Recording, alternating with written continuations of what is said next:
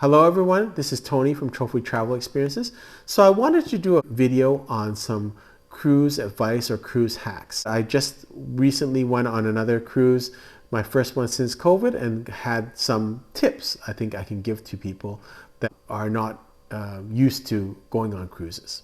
Let's start with embarkation date. And this will be a theme that runs through my entire video, is get there early. And I think a lot of people will think, well, I'm on vacation, Trophy, I don't want to rush myself, I just want to relax. That's true. You're on vacation, you want to relax, but sometimes when you can just put in a little bit of effort, it can save you a lot of time. And that's kind of a theme that you'll see throughout this video. When you book a cruise, normally they open up for check-in 60 days or 90 days before the cruise.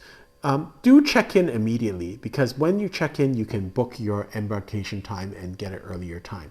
I find that people are not just lining up for that right away. You do have a couple of days to get a very good time. And I would try to book the embarkation time as early as possible. But of all the cruises that I've been on, I've always tried to get there before noon, and might get there a little bit earlier than what my scheduled embarkation time is, just because in general, the cruise lines, there is usually a lineup. So even if you get there a little bit earlier, by the time you finish the lineup, it's about approximate time. And a lot of times it'll be very close to the time that you're trying to get on board. But I would suggest trying to get there early and get the embarkation process done as quickly as possible, because as the day goes on, there becomes more and more people, there's more and more congestion at the port terminal. And so if you can get on before everyone else and get yourself settled, you're just enjoying the ship while other people are still lining up. Now let's talk about rooms. On my most recent cruise on the Celebrity Apex, I had the Infinite Veranda room. I actually like this room. I know it's a controversial room, but I prefer it to just a balcony room. With the balcony room, I find a lot of times I actually don't go out on the balcony. You can open up the window and it feels like a balcony, and you can have the outside interaction with the outdoors, but you can also close it up and it can be part of your room. So I like that flexibility of this room. Let's talk about dining. In all cruise lines, they have fixed seating, they have anytime dining, and then they have the buffet and specialty restaurants, of course. My preference is really to, if you can, book anytime dining. They used to have only fixed seating. That is really great if you have to eat at a certain time, but I find that flexibility of anytime dining is really good, because sometimes you'll come back from a cruise port and you might be tired, or you might want to eat early. So that's a great option. So anytime dining, a lot of the cruise lines now have that. I would suggest trying to pick that. Even if you cannot get that as your original choice, what I would do is to go on board immediately on the first day after you've checked in early, and go to one of the restaurants and see if you can get change. Generally speaking, they will allow you to change easily. I guess the attraction with fixed dining is that you have the same seat, you can have the same waiters. You can still do that with anytime dining. I did that on my last cruise. We got to a nice restaurant, and then we really liked the service staff. We just told them that, and they booked the table for us. We came back every night to the same restaurant. And the thing with anytime dining, I know that a lot of cruise ships have different restaurants. It's a different setting, but it's actually the same menu. Generally, you can cross order in the different restaurant. If you like change and you like different ambience, yes, go to the different dining rooms. But if you like the kind of the niceties of having the same waiter, the same night after night, then you can still do that with anytime dining. The other thing I want to mention is the buffets are actually excellent. And on the last trip that we had on Celebrity Apex, we ate dinner in the buffet upstairs in the cafe many times. The food was really good because there's so much turnaround. It's very fresh, and there's so many options, so many more options there than there are in the dining room. You can also dress very casually. You can go down anytime you like. I think that flexibility at the buffet is really good. And I would think about that and take advantage, especially for people that don't like this whole structured eating. They don't want to go dress up. They don't want to have a waiter bring them meals and things like that. The buffet is actually a very good option, and I find a lot of people, more and more people, are using that instead of structured seatings. Here are a couple of pictures of the food on board Celebrity Apex. As you can see, it looks quite good. It's comparable to any downtown restaurant or upscale restaurant that you have in a normal town.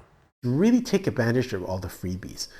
On board, there's so much that they want you to spend on, but there's also a lot of things that you don't have to pay additional fees for. Examples of this, all the shows at night. At least take in one or two of them. In the last cruise I had at Celebrity Apex, the stage was magnificent. They had two wonderful musicals. They had a comedian, they had a violinist. Some nights are better than the others, but generally the entertainment is pretty good. They always have jewelry draws, so go to those. Generally they'll serve some beverage in that, like champagne or sparkling wine, so that's kind of nice to do. And usually they'll give you some keepsakes or trinkets. Those are great souvenirs. The live music is all around on board. You don't have to sit down and order a drink. You can just sit down and listen to it. And lots of times music is staying in the atrium, so there's lots of places to sit, or you can just hang around the railings. That's all free, and some of the entertainment, the singers are quite good. Things like putting contests or sports or exercise classes. Those are all free. I was doing exercise classes or yoga in the morning every day. That was really fun. Also, the gym is free. So all these things can really be great entertainment. There's also usually an art auction where they serve you beverages. You don't have to buy a thing. There's no real pressure. You might want to buy something, but it's always all these activities on board, especially at sea days, are really nice. And instead of just sleeping in and eating, there's other things that you can do. Drinks are a huge thing, and people love to spend on drinks and drink packages.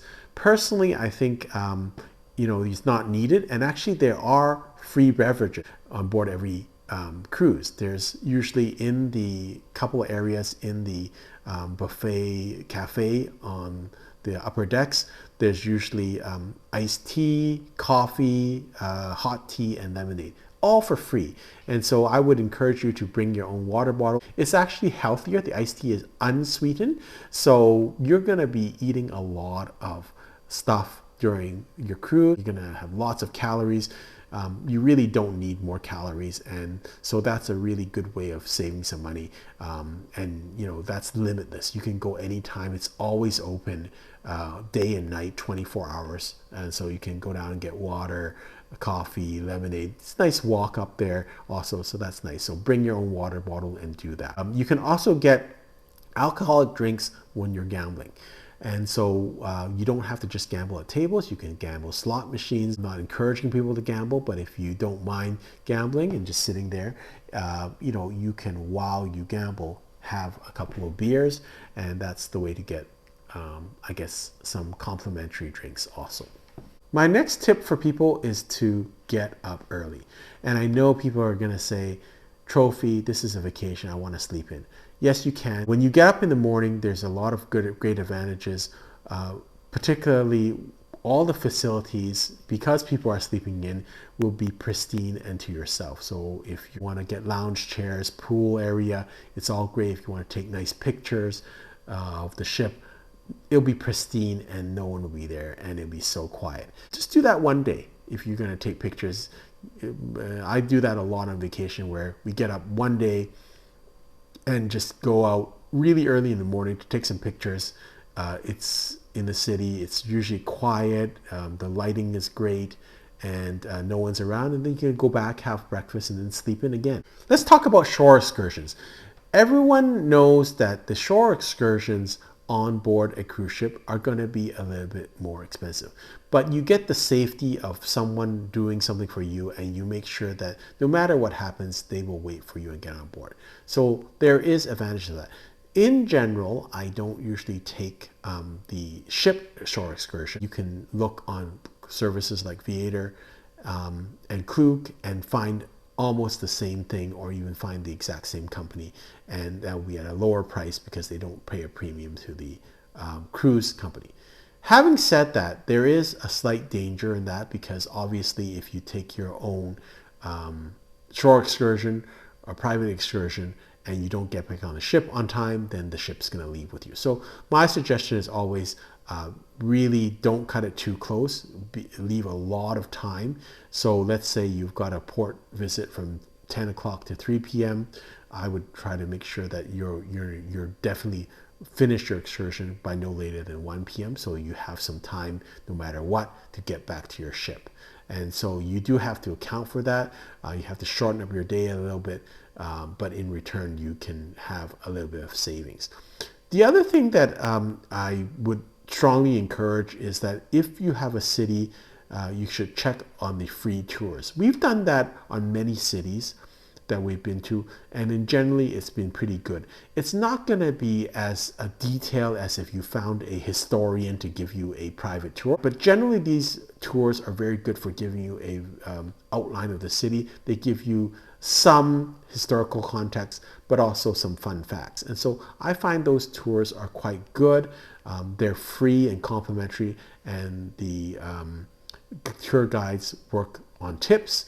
It's usually somewhere, you know, they do a good job of somewhere between $10 and $20 US. It's not a lot. And so and usually because they are working for the tip, they're actually very good and trying to be entertaining and also very, give you a lot of knowledge. So I've always had good experiences.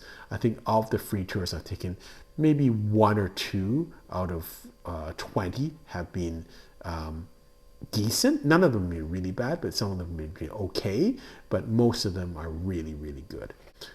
I hope you've enjoyed this video. These are just some tips that I had with my cruises. Until next time, safe travels.